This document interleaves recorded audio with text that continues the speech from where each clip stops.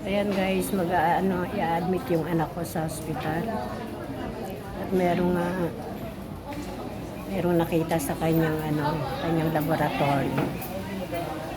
Ayan, kaya kayo mga kababaihan, mag-iingat po tayo mag-iingat tayo sa ating mga kalagayan.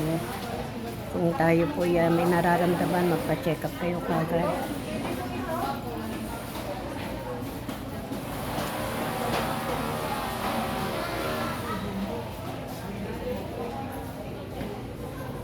Sa totoo lang, dapat ako ang magbabantay dito.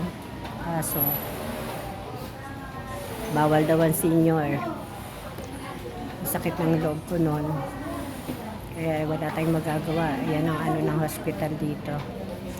Nagiging invalid ang mga senior sa mga ginagawa nila. Paano kung walang natawagan ng anak ko? Buti na lang. Yung hipag niya, nagbakasyon dito, natawagan niya ngayon. Kaya ngayon pa lang sila makakapunta sa room.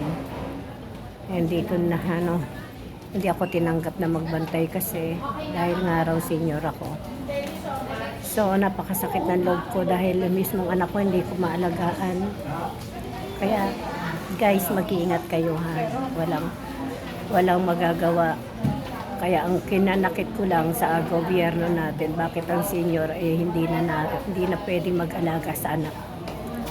Dahil nga anak nga ang dapat natin alagaan. Yan nga ang hindi natin dito.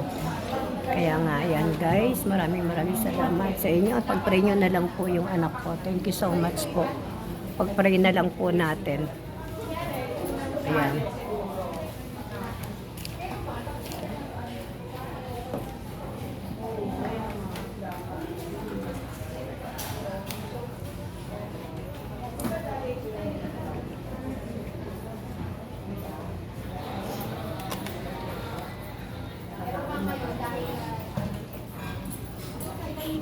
Magbabantay.